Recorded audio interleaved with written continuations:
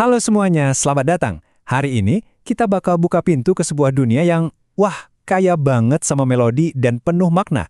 Dunia musik tradisional Melayu. Yuk kita selami bareng-bareng. Pernah kepikiran gak sih gimana ya suara sebuah budaya itu? Coba bayangin deh, kalau peradaban itu bisa nyanyi, kira-kira lagu apa yang bakal dinyanyiin? Nah, pertanyaan ini nih yang bakal jadi pemandu kita buat menjelajahi musik yang benar-benar jadi detak jantungnya masyarakat Melayu. Oke, jadi buat ngertiin musiknya, kita harus kenalan dulu sama jiwanya. Di bagian pertama ini, kita bakal kupas tuntas. Apa sih yang bikin musik Melayu itu lebih dari sekedar alunan nada biasa? Jadi, apa sih sebenarnya musik tradisional Melayu itu? Gampangnya gini, ini tuh bukan musik yang dibikin semalam jadi. Bukan, musik ini lahir, tumbuh besar bareng masyarakatnya, dan yang paling penting, diwarisin turun-temurun. Ini adalah tradisi yang hidup, yang terus bernapas. Nah, ini intinya. Jadi pas kita dengerin musik Melayu, kita tuh nggak cuma dengerin lagu loh, tapi kita seolah-olah lagi ngaca, ngelihat cerminan identitas budaya. Kita juga ngerasain nilai-nilai keindahan mereka, dan bahkan ngelihat gimana satu komunitas itu nunjukin rasa senang atau sedihnya. Semuanya ada di situ. Oke, sekarang kita bedah detak jantungnya musik Melayu. Namanya rentak, atau gampangnya irama. Nah, rentak inilah yang ngasih rasa yang beda-beda ke setiap lagu.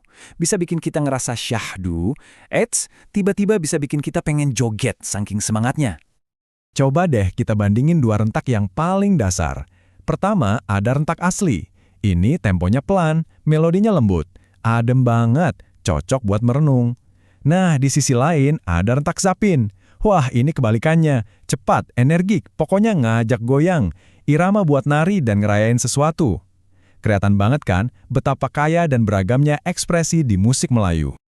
Dan dari setiap rentak ini, lahir jenis-jenis lagu yang beda-beda, buat acara yang beda-beda juga. Kayak ada Dondang Sayang, ini tuh kayak adu pantun tapi pakai lagu, keren banget. Terus ada Gazal yang syahdu, ada joget yang ya udah pasti bikin semua orang pengen goyang di pesta, sama lagu asli yang bikin hati tenang. Jadi bisa dibilang setiap acara di masyarakat Melayu tuh punya soundtracknya sendiri-sendiri. Tentu aja, semua melodi dan rentak tadi nggak bakal hidup tanpa suara dari alat-alat musiknya. Yuk, sekarang kita kenalan sama beberapa pemain utama di orkestra Melayu.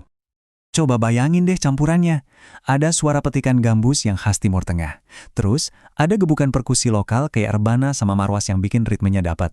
Ditambah lagi sentuhan harmoni dari barat lewat biola dan akordeon. Wow, kombinasi ini yang bikin soundnya jadi unik dan beda dari yang lain. Kita sorot satu-satu ya. Pertama, gambus. Alat musik petik ini benar-benar jantung melodinya. Mau di musik Gazal yang lembut atau zapin yang penuh semangat, suara gambus ini pasti ada di depan. Ikonik banget pokoknya.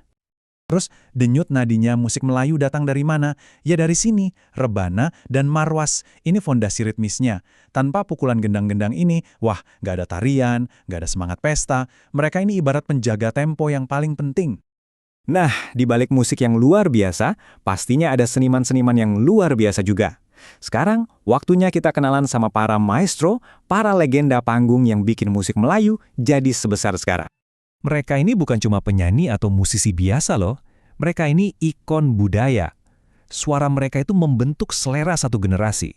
Coba bayangin, lagu-lagu yang sama yang didengerin kakek nenek kita, terus orang tua kita, sampai sekarang masih terus kita dengerin. Luar biasa kan? Kalau dari Malaysia, jajaran legendanya banyak banget.